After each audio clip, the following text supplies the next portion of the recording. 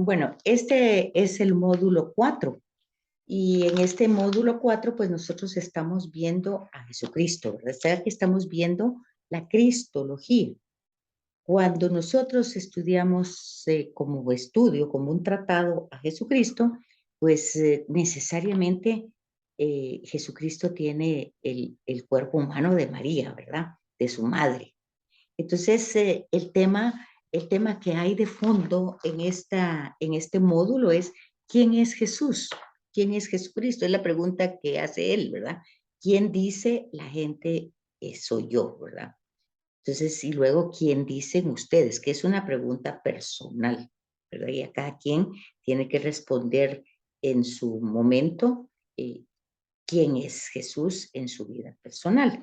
Pues hemos trabajado eso y en la sesión 4 vimos que la fe, o sea, entender, ¿verdad? Que la escritura, la teología que hay en la Biblia, porque ya lo hemos dicho muchas veces, hay ciencia, hay literatura, hay geografía, hay historia, pero no es nada de eso, no es un libro de ciencia, ni de historia, ni de literatura, es teología.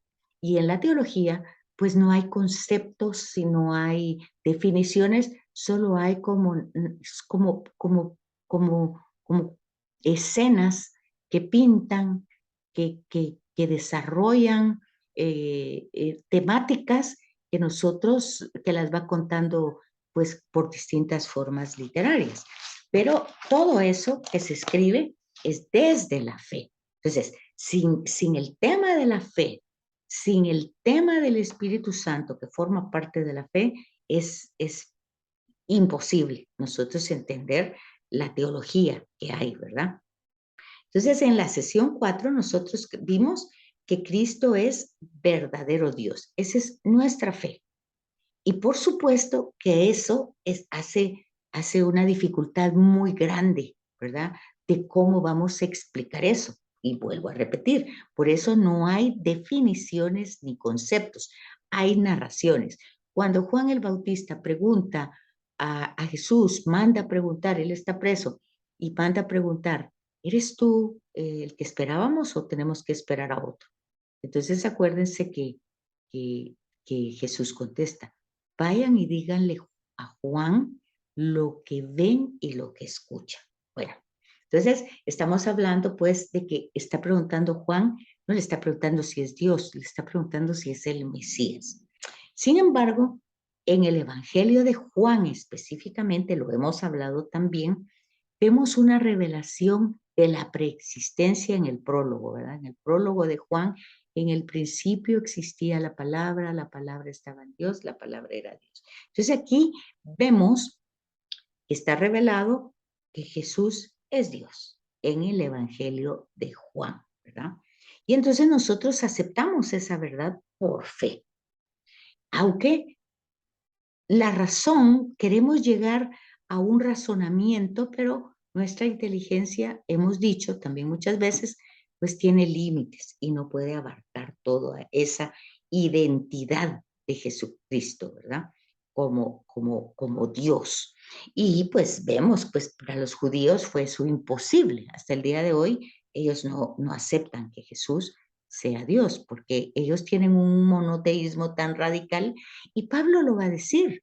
Pablo lo va a decir, pues que la predicación de Jesús, el querigma, el anuncio de Jesús que está muerto y resucitado, que él tiene que anunciarlo, que forma parte de su trabajo de apóstol, llevar ese mensaje sin adornarlo. Ese es el amor de Dios que se encarna, pero que se encarna en una historia de pecado. Y como es una historia de pecado, tiene que sufrir las consecuencias del pecado que él mismo asume, ¿verdad? Y justamente su misión es asumir eso. Pero nosotros tendríamos que acompañarnos un poquito por la carta a los hebreos, ¿verdad? Donde se pone en boca de Jesús como que están hablando el Padre el Espíritu Santo, el Hijo, como que se están poniendo de acuerdo, ¿verdad? Y ellos aceptan, pues, entre ellos llegan a un acuerdo, concilian, ¿verdad? De que hay que reciclar todo este pecado. Y entonces, pues, Jesús dice, ¿a quién mandaré? Mándame a mí, ¿verdad? Entonces se pone en boca de Jesús la aceptación de esa misión que la asume desde la preexistencia, desde la eternidad, no desde el momento que nace. Entonces aquí tenemos que ir corrigiendo muchas ideas, ¿verdad? Matizándolas. No es que Dios lo mandó a matar, a que lo mataran así. Él asume una misión y como es una historia de pecado y el pecado no tiene diálogo con Dios. Entonces cuando Él presenta su mensaje de amor, su mensaje de solidaridad, pues es rechazado. Pero eso los evangelios lo presentan claro desde el principio. Él es rechazado desde antes de nacer, ¿verdad? No había lugar donde nacer. Y si ustedes leen Marcos, se van a dar cuenta que ya en el primer capítulo ya lo quieren matar. Entonces es claro que Jesús se da cuenta desde el primer momento de que realmente su mensaje, entre más se va viendo él que lo va desarrollando, más se ve el fracaso porque la gente, sus contemporáneos están más a la defensiva, ¿verdad? Entonces lo fantástico y lo maravilloso es ver la fidelidad de Jesús a pesar de estar dándose cuenta de eso, ¿verdad? Entonces, ahí es donde nosotros tenemos claro que Jesús tenía una conciencia, por lo menos una conciencia de su misión, tenía una conciencia de su identidad también, pero esa conciencia está reflejada en una escena, no porque a él se le ocurrió, sino porque tenemos en el bautismo que dice, ¿verdad? Tú eres mi hijo. ¿Sí? Es una identidad que el mismo Padre le da, ¿verdad? También vemos que tiene una misión, que es un ungido, por eso Cristo, ungido por el Espíritu Santo.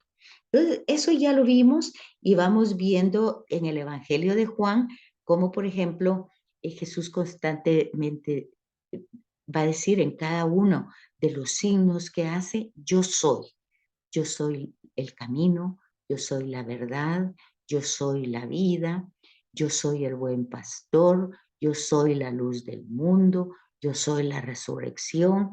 Y ese yo soy tiene que conectarnos con el yo soy de Moisés, ¿verdad? Cuando pregunta, ¿y quién le voy a decir al faraón que me manda? Yo soy. Y eso ya lo hablamos también. Ser y estar es la esencia de Dios. Él es y Él está. Entonces, todo eso lo vamos viendo en los evangelios, como pinceladas, lo vamos viendo en sus acciones, en sus gestos, en sus parábolas, que no solo son habladas, también son acciones que Él tiene, ¿verdad? Eso lo vamos viendo en cada uno de ellos. En los sinópticos vamos viendo toda esa parte de Jesús de Nazaret y ya hablamos también de eso, de una cristología que va ascendente, ¿verdad? Lo hemos dicho repetidas veces, de abajo para arriba. Y también vemos en el Evangelio de Juan una cristología descendente, ¿verdad? Que viene desde arriba para abajo. Él está desde la preexistencia, ¿verdad?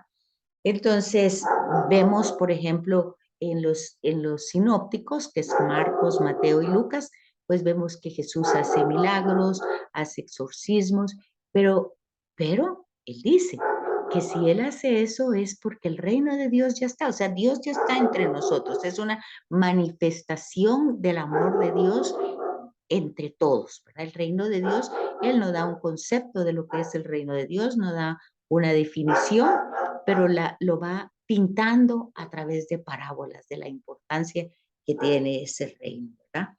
Y pues, pues vimos en la sesión 4 que cuando el padre, pues no, por decirlo así, que tal vez todos quisiéramos, porque así es nuestra humanidad, ver algo así todo totalmente maravilloso que lo baja de la cruz, que pelea, algo así como lo que pasó en el Éxodo, y vemos que no pasó eso y lo llevan al sepulcro, lo bajan de la cruz, lo llevan al sepulcro y se queda ahí, pues entonces nosotros ya nos quedamos, bueno, ¿qué pasó?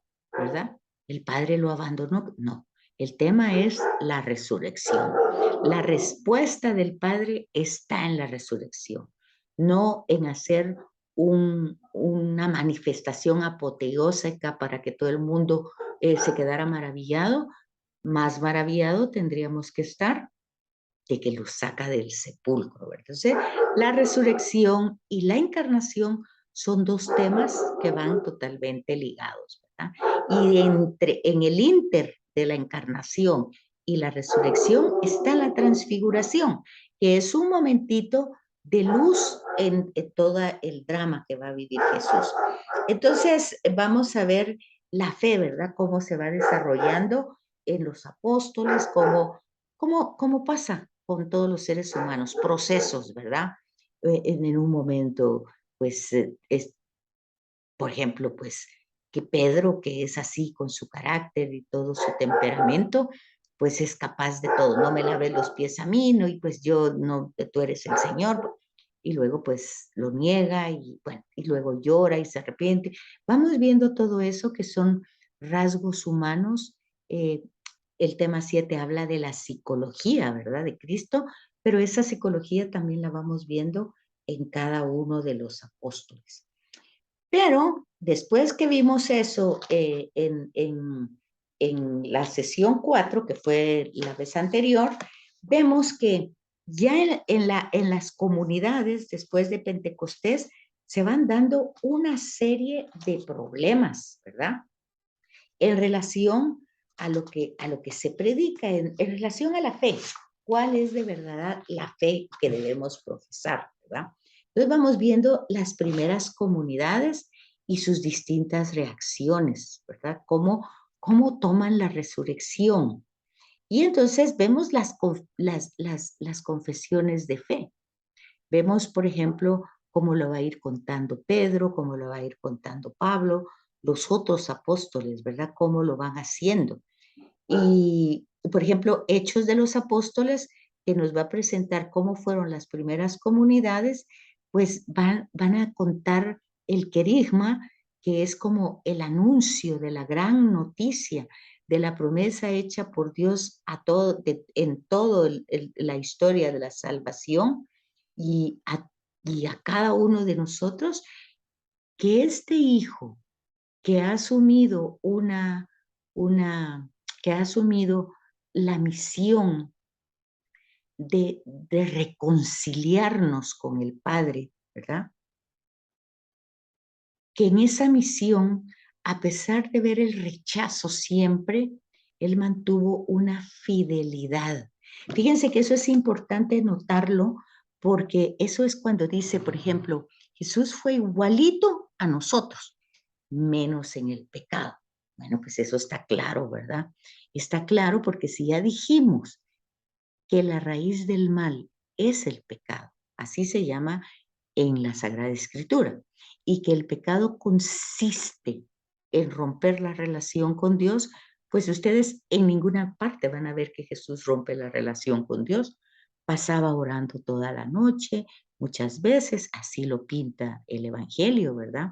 Alabando por la creación, viendo al Padre por todos lados, liberando a todos sus hijos.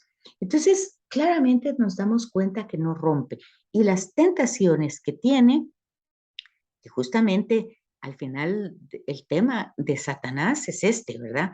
Que lo que quiere es que justamente rompamos esa relación. Eso es todo el problema, ¿verdad? De que este personaje quiere que se rompa esa relación con Dios. Como que ese es su interés, ese es su hobby, ese es su trabajo, que rompamos esa relación con Dios. Y las tentaciones que se presentan en el desierto, Marcos solo las cuenta así de pasaditas, no las desarrolla. Mateo y Lucas sí, y Juan no las menciona. Entonces, se dan cuenta ustedes que es en relación a su misión. O sea, que haga la misión fácil, sin pasar tanto dolor. Si tiene hambre, que haga cosas para él, que él satisfaga sus necesidades. Si tiene tanto poder, bueno. Y vemos que Jesús rechaza, porque siempre le da prioridad al Padre. que lo haga con poder, con prestigio, que la gente se admire de todas las... Y Jesús rechaza, porque la gloria es para el Padre. Entonces vamos viendo lo que más tarde Pablo va a decir, se anonadó, que ya dijimos, kenosis, ¿verdad? Se abandonó, se anonadó, se hizo nada, ¿verdad? Entonces, todo eso, pues lo vamos viendo en las distintas cristologías, en la de Pablo, en los evangelios, vamos viendo esa noticia que se va dando. Pero la resurrección de Jesús es la verdad culminante. O sea, pero para llegar a la resurrección necesariamente tuvo que haber nacido, o sea, tuvo que haber sido ser humano y luego haber padecido y luego haber muerto y lo enterraron y luego viene la resurrección. Entonces está todo ese paso, no es solo una cosa donde tenemos que quedar solo en una parte. Tenemos que, el querigma abarca desde la encarnación hasta la sepultura, ¿verdad? Y en esa sepultura, ahí viene la gran noticia. Dios lo restituyó. Dios le dio el aval de que su misión pues estaba más que 100, estaba perfecta, porque a pesar de ver todas las circunstancias adversas, había perseverado. Eso lo va a decir de una manera simple, ¿verdad? Fue obediente hasta la muerte y muerte de cruz. Pero la obediencia no es un sometimiento porque por miedo o por temor o porque qué me va a pasar. Simplemente es la relación de amor entre los dos, ¿verdad? Y un llevar a feliz término una misión que a pesar de llevarla bien, pues le va a costar la vida, ¿verdad? Pero no se queda ahí. Si se quedara ahí, pues dice Pablo, vana es nuestra fe, porque si no ha resucitado, entonces, ¿qué estamos hablando? Entonces, hay que ver que ese es el tema importante en la parte cuarta, ¿verdad? Y vemos cómo aquellos hombres poco a poco, eh, van como captando con dificultad, ¿verdad? Pero Pablo dice, sí, lo que pasa es que anunciar a Cristo de esta manera, pues es un escándalo, dice. Es un escándalo para los judíos. Decir que es Yahvé y luego para los griegos tan tan enfocados en la belleza del cuerpo, es un escándalo, ¿verdad? Entonces es una necedad. Entonces no es fácil, ¿verdad? Y hoy queremos hacer atractivo a Jesús, poniendo cosas solo como para que la gente atraiga, ¿verdad? Y quitar las palabras, pecado, quitamos esa palabra, a la gente no le gusta esa palabra. Todo ese sufrimiento de la cruz, vean ustedes los otros movimientos, pare de sufrir, ya no, la prosperidad, son hijos de Dios, debemos de pedirle como hijos, si quiero un carro, si quiero esto. Bueno, entonces se trata de maquillar el mensaje para que resulte atractivo y a la gente pues le gusta más eso, ¿verdad? Que la misa, que no la entiende, que no la vive, bueno, tenemos toda esa realidad.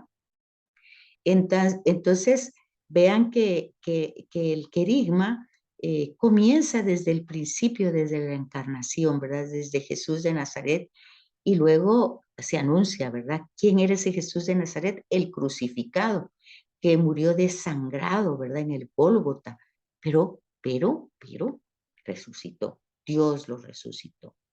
Y esa es la gran noticia, que a partir del tercer día los apóstoles pues van a ir primero asumiendo en su propia historia y después anunciándolo después de Pentecostés. Entonces, se tiene que experimentar la ternura, el amor del resucitado, se tiene. Pero fíjense ustedes, todos los nombres de la iglesia, de todas las iglesias, todos los nombres que hay. Dígame dónde hay una iglesia que se llame Cristo resucitado. Dígame dónde hay una iglesia. Hay nombres de Marías, de San José, de Santiago, de todos los nombres de los apóstoles, si ustedes quieren, eh, todo lo que ustedes quieran. Lo de Jesús de distintas maneras, ¿verdad? El Sagrado Corazón, todo lo que ustedes quieran, pero de un resucitado, el Calvario, ¿verdad? Aquí en Guatemala, el Calvario, eh, Candelaria, de la Virgen de Candelaria, en fin, hay una cantidad, pero piensen y díganme si hay una iglesia que se llame la Iglesia del Resucitado. Piensen, piensen en algún lugar y se fijan por qué, ¿verdad? ¿Por qué no hay? Me cuentan. Entonces, los documentos escritos que se tienen sobre la resurrección de Cristo dan testimonio de la fe de los apóstoles. O sea, no hay evidencia histórica de la resurrección de Jesús. O sea, ¿por qué? Porque ver el momento, el instante de esa resurrección, pues no se vio. Vemos las consecuencias, ¿verdad? Vemos, pues los apóstoles que tenían miedo lo van experimentando luego de una manera libre, van entendiendo, van encontrando en la escritura lo que dice los caminantes de Maús, ¿verdad? Todas las escrituras hablan de mí. Entonces vamos viendo cómo lo va a predicar Pedro, cómo lo va a predicar Pablo, vamos a ver en la carta de Santiago, vamos a ver todas esas comunidades, ¿verdad? Las cartas de Juan, vamos a ir viendo las cartas de Pablo, vamos a ir viendo qué vemos ahí. La fe de la iglesia. Iglesia es asamblea, asamblea son comunidades, ¿verdad? Eclesía. Entonces porque cuando dice a la iglesia de Corinto, son comunidades, comunidades en Éfeso, en Corinto, en Gálatas, en Tesalónica. Pero entonces aquí viene ya el problema de los primeros concilios. Y eso era algo que ustedes tenían que trabajar y estudiar. No sé si lo hicieron, pero como les digo, no me ha llegado nada. Entonces vemos a Nicea, que fue el primer, bueno, acuérdense que el primer concilio fue en Jerusalén, ¿verdad? Y fue algo que se llegó a un acuerdo porque Pablo estaba predicando a los paganos y los apóstoles estaban en Palestina, ¿verdad? Entonces, era llegar a un acuerdo si estaban predicando lo mismo. Pero como vamos a los gentiles y vamos que también los judíos tenían diversas mentalidades, pues cada quien va interpretando a Jesús de manera diferente. Oigan, que lo que hay en el fondo de esto es lo mismo. ¿Quién es Jesús de Nazaret? Entonces vemos el primer concilio ya en la historia Nicea, ¿verdad?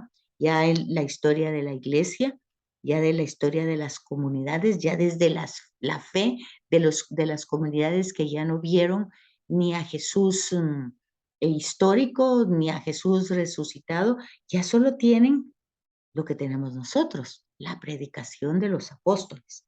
Entonces ya tenemos a un Arrio, ¿verdad? Que pensaba, sostenía que el Hijo de Dios venía de la nada y que antes de su nacimiento no existía y era una criatura. Bueno, entonces aquí, ¿qué es lo que está diciendo Arrio? No, pues lo está desencarnando de la historia.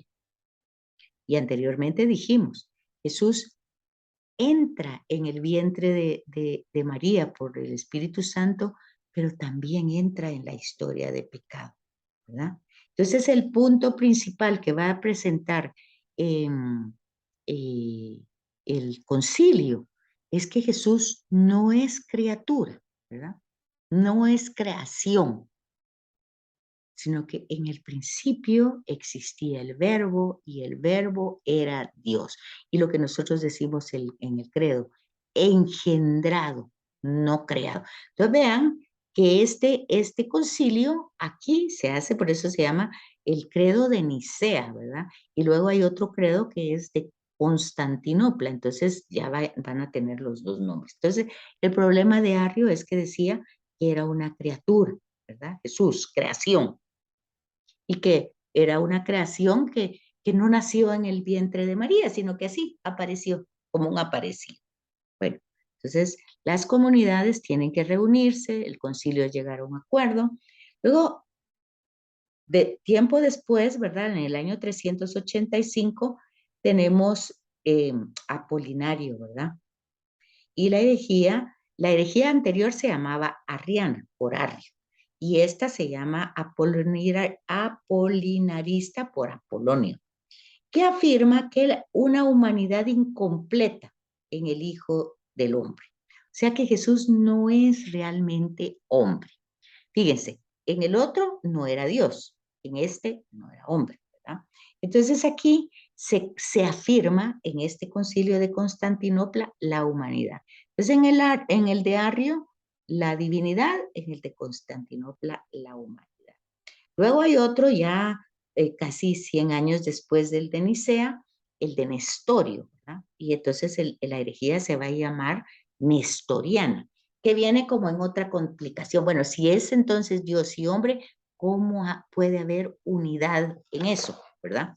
En esa realidad, como hoy diríamos, pues como dicen hoy los jóvenes después de la pandemia, esa palabra se empezó a usar, ¿verdad? Ya existía, pero no se usaba tanto, híbrido, ¿verdad? ¿Qué es? Una cosa es otra. Bueno, entonces, no reconoce a María como madre de Dios, ¿verdad? Sino que simplemente, pues, será madre, pues si es hombre, pues será madre de hombre. ¿Cómo hay esa unidad? ¿Cómo podemos? Entonces, ahí ya ven, primero era solo en relación a Cristo, ahora ya entra María, ¿verdad? María, madre de quién es, ¿verdad? Ahí es donde aparece aquella palabra de la Teotocos, ¿verdad? También es madre de Dios, Teotocos, madre de Dios. Después, en Calcedonia, eh, digamos un tiempo después, en el 455, monofisismo. Mono es uno, ¿verdad? Y fisis, pues es la naturaleza. Entonces, Cristo es resultado de la composición de dos naturalezas. Jesús tiene dos naturalezas, dice la herejía, ¿verdad? Eso es lo que dice el monofisismo. Entonces, tiene dos naturalezas, la divina y la humana, que no subsisten, porque la lógica dice que la humana desaparece entre la divina. Es como que usted ponga, aunque sea un litro de agua o la cantidad de agua que usted quiera poner, por grande que sea, póngala en el océano y ¿qué pasa? Desaparece. Aunque sea agua dulce, aunque sea agua de color, lo que usted quiera, desaparece. O sea, la divinidad es semejante al océano. Que entonces la naturaleza humana es limitada como un vaso de agua, como una cantidad, la cantidad que ustedes quieran, pero en el mar desaparece. Entonces, así es vista la divinidad con la humanidad. Imposible que, que la naturaleza divina no absorba a la humana. Y entonces, este concilio, que va a ser el de Calcedonia, va a afirmar que hay unidad en la naturaleza de Cristo. O sea, no son dos, están totalmente así, acuérdense que cuando hablamos cómo estaba puesta, cómo se escribieron, cómo se compuso, cómo se elaboró las escrituras, decíamos, se yuxtapusieron, están tan mezcladas que a veces no nos damos cuenta que van tradiciones diversas. Pues así pasaba con las naturalezas de Jesús, ¿verdad? Ese es el monofisismo, o sea, solo hay una naturaleza. Ese fue el concilio de Calcedonia. Ese problema no se arregló en Calcedonia, aunque se afirmó la unidad de Cristo, pero ese problema sigue hoy, porque hoy, si ustedes se dan cuenta, la mayoría de personas, pues sí, buenamente creen que Jesús es Dios, pero si empezamos a hablar de su humanidad, si empezamos a hablar de realmente cómo es un ser humano, ahí ya casi todo el mundo se escandaliza, ¿verdad? Y de hecho se ha tenido que recuperar la humanidad de Jesús, ¿verdad? Porque a través de los siglos ha ido perdiendo y se ha quedado solamente como una divinidad. Entonces, eso siguió en Calcedonia, ¿verdad? El mismo tema que había, que digo en Constantinopla, el mismo tema que había desarrollado Calcedonia. Después, fíjense que el tema está Roma, ¿verdad? Que era el imperio, pero luego se va, casi que el imperio de Occidente casi termina, pero de alguna manera ellos logran conquistar la parte de Oriente y es lo que se va a llamar el Imperio Bizantino, que son los mismos romanos, ¿verdad? Y pues para allá se va también todo el tema de Jesús. ¿Y por qué? Acuérdense ustedes que Roma ya había asumido el cristianismo, ¿verdad? Ya era religión oficial. Entonces, cuando se van para toda la parte de Oriente, pues ahí tenemos también ese monotelismo, se va a llamar ahí, ¿verdad? Que Jesús tiene una única voluntad y que esa voluntad es divina, ¿verdad? Negando la humana. Entonces, fíjense ustedes que eso también todavía existe, porque, por ejemplo, monotelismo se llama, ¿verdad? La otra se llamaba monofisismo. Pero en el monotelismo todavía hoy las personas dicen, ¿él porque era Dios? Entonces ahí sí estamos diciendo una herejía. O sea que él actuó de la manera que actuó porque era Dios. Él sabía que lo iban a matar porque era Dios. Él tenía, bueno, entonces ahí hay una sola voluntad. Y obviamente la divina, ¿verdad? Por lo que ya dijimos anteriormente. Entonces aquí se afirma que no, que Jesús tiene una voluntad humana. Es lo que hemos estado diciendo, que ha sido fiel a pesar de ver sus rechazos, que sabe que va a morir, pero ¿por qué? Porque se da desde el principio, pues lo han rechazado, se da cuenta, es un hombre inteligente. Bueno, y luego tenemos ese monotelismo bizantino, que es otra vez, y que hoy seguiría siendo las mismas, porque es increíble, pero esas herejías siguen hoy, a pesar de que los concilios pusieron un dogma, se llama eso, ¿verdad? ¿Qué es entonces un dogma?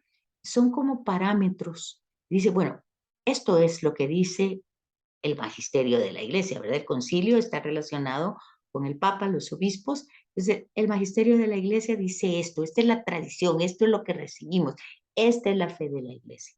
Entonces, Jesucristo, pues tiene la voluntad humana. Y él, cuando rechaza las tentaciones, no lo hace porque era Dios, lo hace como ser humano, ¿verdad? Y por eso el trabajo era que ustedes sacaran desde el Evangelio el perfil humano de Jesús, ¿verdad? ¿Qué líneas, qué rasgos en el Evangelio se van viendo de esa humanidad? Es importante, ese trabajo es importante que lo hagan porque es importante que recuperar esa realidad. Y no es porque yo quiera que lo hagan. Vean, desde el principio se ha puesto claramente la confesión de fe trinitaria y de esa fe trinitaria, pues Jesús es verdadero Dios y verdadero hombre. Es un misterio, no lo podemos abarcar en su totalidad, pero nosotros no es que tampoco tengamos que creerlo sin comprenderlo, tenemos que hacer el esfuerzo de ir viendo y dónde vamos a hacer eso en la fuente. ¿Y cuál es la fuente? Los evangelios. Por eso el trabajo era ir descubriendo en esas narraciones en las que ustedes vayan pensando esos rasgos humanos, ir rescatando esos rasgos humanos de Jesús. Entonces se dan cuenta que esas herejías eran combatidas, ¿verdad? Por la iglesia, por, por los obispos, por el papa, porque se quiere mantener la fe pura, pues a Jesús se le vivió y se le vivió como ser humano, ¿verdad? Entonces, la transfiguración es un segundo de su gloria que vieron los apóstoles, ¿verdad? Pero no lo vieron todos. Acuérdense que quien lo vio fue Pedro, Santiago y Juan. Okay. Entonces, ahí vamos viendo cómo se van convocando todas esos concilios, ¿verdad? Ahí tienen ustedes todo el relato que les tocaba ver, cómo se iban formulando los dogmas. Eso continúa en la lección 6 y continúa en la lección 7. ¿Por qué empecé otra vez desde las 5? Pues porque yo no sé si ustedes han hecho los trabajos. Entonces yo no puedo dar por hecho que ustedes ya saben algo que tal vez no saben, ¿no? Entonces, para ir descubriendo que Jesús es verdadero hombre, pues nosotros vamos viendo, y esto fue en las 5 desde el Catecismo de la Iglesia, que diga en las 6, cómo basado en Lucas, ¿verdad? Utilizando el diálogo entre el arcángel Gabriel y María, ¿verdad? Que pregunta cómo va a suceder eso. Bueno, eso es para que nosotros sepamos, pues, para que nosotros entendamos que María es, pues, el recipiente, es quien aporta la humanidad de Jesús, pero que Jesús es engendrado por el Espíritu Santo. Entonces, el diálogo entre María y el arcángel, pues nos dan ese mensaje. Esa es la revelación, por qué es Dios y por qué es hombre, ¿verdad? Y luego en el Evangelio de Juan no hay eso, pero está que el verbo de Dios se hizo carne y habitó entre nosotros, ¿verdad? Y tenemos también que este niño que va a nacer se llama Jesús, que significa Salvador. Entonces, ahí, en ese pequeño relato del ángel y, y María, nos damos cuenta que es verdadero hombre, porque ese es el aporte de María, su carne. Si no, ¿cómo? ¿Cómo iba a ser hombre? Ahora, ¿cómo lo dice Pablo? Nacido de mujer, dice en Gálatas, ¿verdad? Jesús es nacido de mujer. Bueno, entonces es fijarse en eso y darse cuenta de dónde sale el que nosotros defendamos la postura de que Jesús es verdadero hombre, porque así se le vio, ¿verdad? Se le vio de esa, que dice más adelante Lucas, que Jesús creció como todo ser humano, ¿verdad? No dice en ningún momento, ningún evangelio, que la adolescencia y la niñez de Jesús que él hiciera cosas mágicas, no dice nada, ni que hizo milagros, ni que hizo cosas, nada, ni que predicó, no dice nada. Lo que hablan los evangelios es de su ministerio, de su misión, y que esa misión lo llevó a padecer, a morir, pero que Dios lo resucitó. Bueno, entonces ya tenemos claro que es igual que nosotros, menos en el pecado, ¿verdad? Porque ya dijimos que es el pecado, es la ruptura con Dios y Jesús nunca rompió con él, nunca, ¿verdad? Entonces, es claro eso, que está siempre en una relación íntima con Dios y que esa relación íntima pues la establece el mismo espíritu. Entonces, también ahí entendemos como revelación cuando en el Evangelio de Juan dice que es necesario que regrese al Padre para que venga el Espíritu del Padre y del Hijo, ¿verdad? Que es lo que se mantenía unido. Entonces, Jesús en la adolescencia y en su edad adulta un poco, estuvo sujeto, ¿verdad? A lo que había. Si tenía que trabajar, ¿verdad? Tenía que ganarse el sustento. Pero eso no lo dicen los evangelios, pero es obvio que Jesús tenía que trabajar, ¿verdad? Y generalmente pone pues que trabajaba con el oficio de su papá, que era un artesano, carpintero, pero seguramente si no había solo trabajo de carpintería, pues habían otras actividades. Entonces se mantuvo sujeto y van descubriendo todas estas realidades, se van apoyando en el Evangelio para ir defendiéndolo en los concilios, ¿verdad? Luego, las tentaciones que las tiene, no solo en el momento que las narra, ¿verdad? Sino que las tiene toda su vida.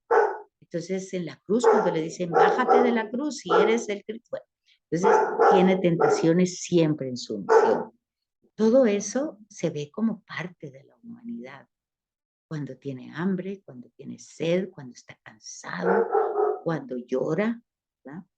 Entonces, cuando le duele como es su propio pueblo, ¿verdad? Jerusalén, Jerusalén, que matas a los profetas. ¿Cuántas veces he querido cobijarte como la gallina sus polluelos? pero tú no has querido, no te has dejado. Y llora, ¿verdad? Entonces, cuando enseña a orar, pero lo ven orar, le piden, enséñanos. Es porque él lo hacía, ¿verdad? Asiduamente. Cuando ven que todos lo rechazan, que dice que puede salir de Nazaret algo bueno, pues se le está viendo como un ser humano, ¿verdad? En fin, ese era el trabajo que tenían que buscar, todas esas características de condición humana que va desarrollando el evangelio, que son muchísimas.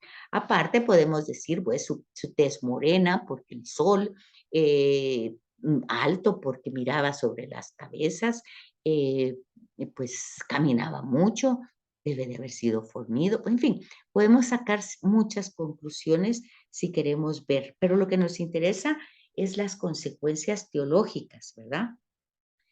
¿Qué es realmente lo que se nos revela con eso? Pues que Dios se hace, fíjese, Dios se hace hermano nuestro, solidario nuestro en el pecado. Por favor, fíjense en eso, ¿verdad? Se hace solidario en el pecado, porque sin él ser pecador, asume todos los pecados, imagínense ustedes, por ejemplo, nosotros no podemos asumir lo de una persona que nos mintió, que nos traicionó, y eso nos duele, y no lo podemos asumir. O un hermano que nos hizo eso, o nuestros papás que fallaron, no lo podemos asumir, no lo podemos asumir. Ahí estamos, se llama resentimiento, tenemos resentimiento. Pero vemos a Jesús que asume la traición, las violaciones, los robos, todos los pecados de la humanidad los asume, ¿verdad?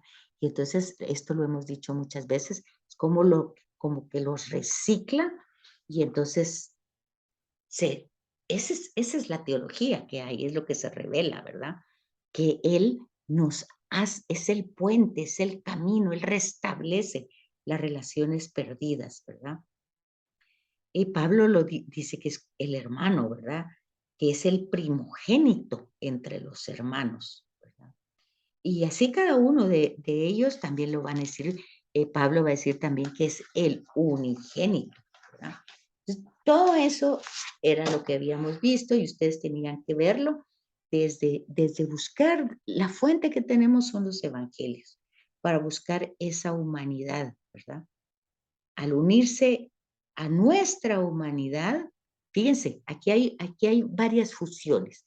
Él se une a nuestra humanidad, pero de alguna manera como imán nos atrae a su divinidad. Y eso pasa cuando lo recibimos eucarísticamente.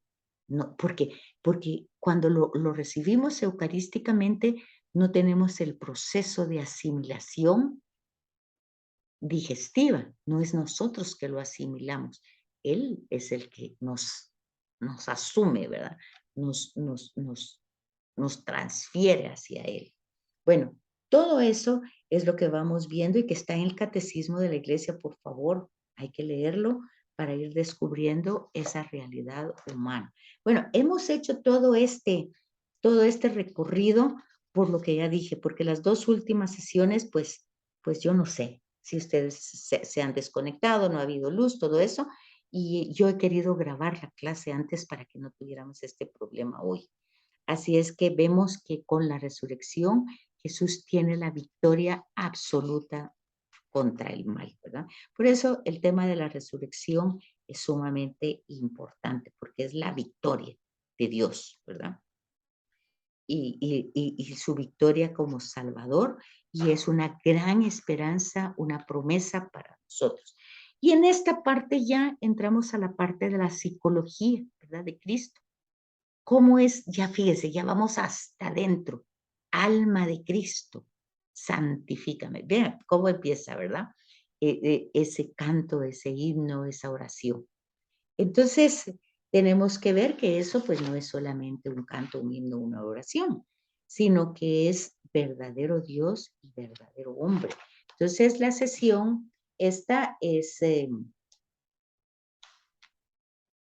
sí, perdón, ya me había quedado en la que ya habíamos visto de las herejías, de las primeras herejías que habían. Hay más herejías todavía, el docetismo, ¿verdad? Que va a hablar, que viene de Marción, que es una interpretación griega de Cristo, ¿verdad? La idea de la relación de Dios con el mundo, la cual para ellos es a través de manifestaciones importantes, apariciones y todo eso. Entonces, esta doctrina se rechaza, el docetismo, que viene de un personaje que se llama Marción, y se rechaza todo esto porque la unión entre el Hijo de Dios y el hombre Jesús, es decir, la encarnación, es sumamente importante entenderla, ¿verdad? Es un misterio muy importante que lo han trabajado todos los padres de la iglesia. Tratan de dar luz a ese misterio. Eh, porque Marción dice que no existe esa unión, que él no tenía un cuerpo verdadero, o sea, en síntesis, que era una apariencia. Ese es el docetismo. Pero también tenemos otro, bueno, ya habíamos visto el apolinario, ¿verdad? Aquí no aparecen otros, pero está también las que el Papa Francisco habla, el pelagianismo, que es el de Pelagio, ¿verdad? Y que es el que se siente que por mis propias capacidades yo voy a tener esa relación con Dios. El nestorianismo, que es de Nestorio, ya habíamos visto, que todos estos concilios están desarrollados ahí. Y entonces, ¿qué es una herejía al final de cuentas? Pues es una verdad a medias, porque sí se cree en Jesús, pero solo una parte. Ese es el sentido, ¿verdad? Y ahí tienen ustedes las autoevaluaciones y ese era el trabajo que ustedes tenían que hacer en relación a las herejías. Y en relación a la psicología, entonces, pues nosotros vemos el tema que estamos diciendo, ¿verdad? Que la realidad de Jesús es una realidad integral, ¿verdad? Existe él como persona, como alma, su cuerpo, como es cualquier ser humano. Pensó con inteligencia de hombre, obró con voluntad de hombre, amó como hombre, y la iglesia tiene que enfrentar todas las herejías que mutilan la humanidad de Jesús, ¿verdad? Entonces, aquí habla de que existe cualquier realidad en él por su obrar propio. O sea, nosotros podemos verlo, ¿verdad? Aquí lo presenta con la samaritana, tiene sed, dame de beber, ¿verdad? Y vemos ahí, pero como ese rasgo era el que ustedes, porque todas estas sesiones desde las 4 hasta aquí tienen que ver con rasgos de la humanidad de Jesús, para que vean ustedes la importancia que se ha dado desde siempre en las comunidades reconocer a Jesús humanamente, no mutilarlo. Entonces, frente a todas esas herejías, la iglesia, el magisterio ha respondido y a las conclusiones que ha llegado, pues le ha dado el nombre de dogma, ¿verdad? Y esos dogmas pues van definiendo cómo va siendo Jesús en su psicología, ¿verdad?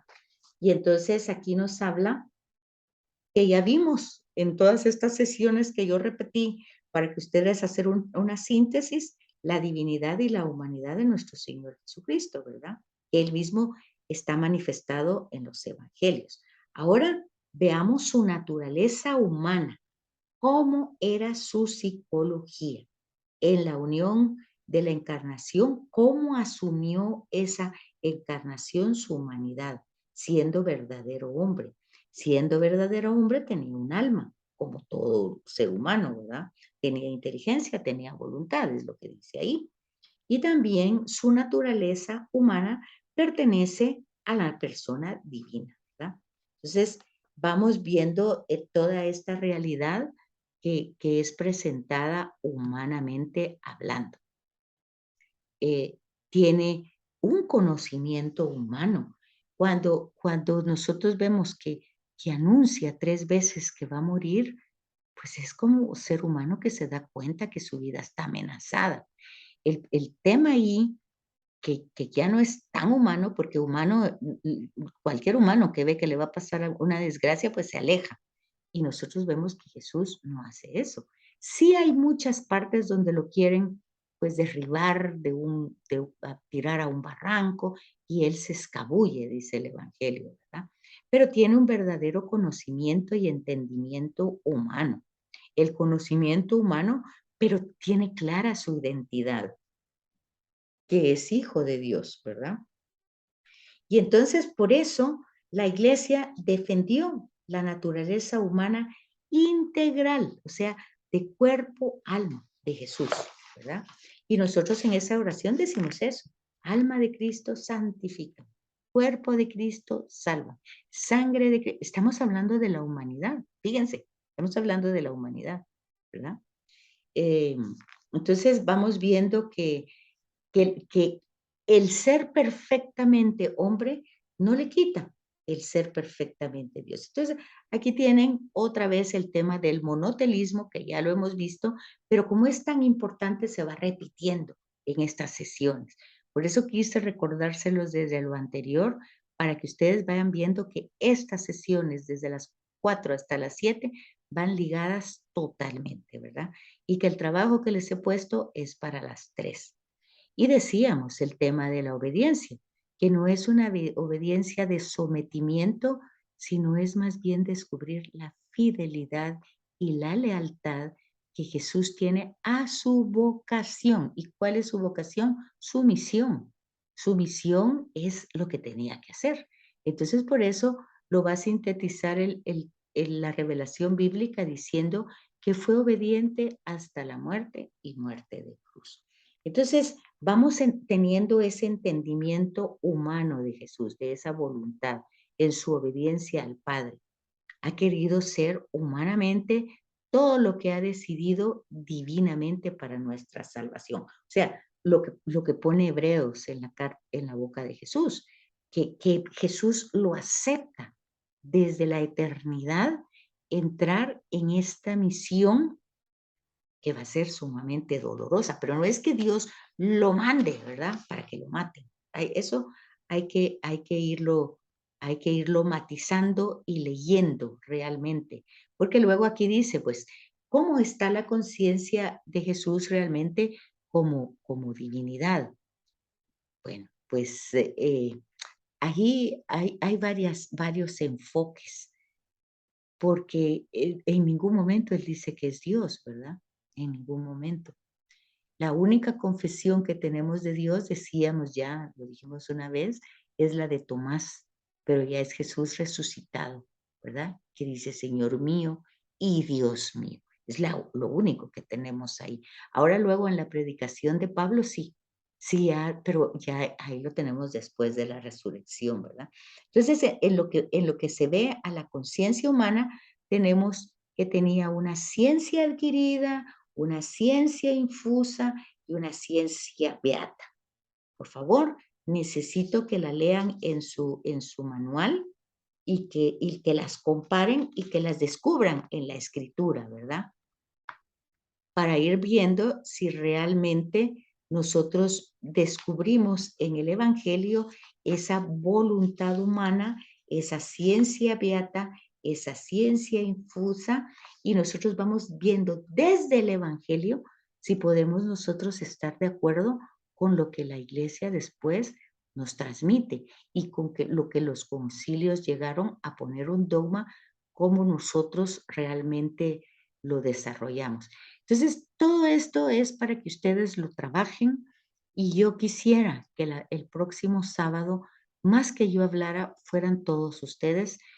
Yo espero que no tengamos problemas de lluvia ni de tempestad y que podamos hacer las cosas de la mejor manera para que estos temas pues queden claro, porque son muy importantes.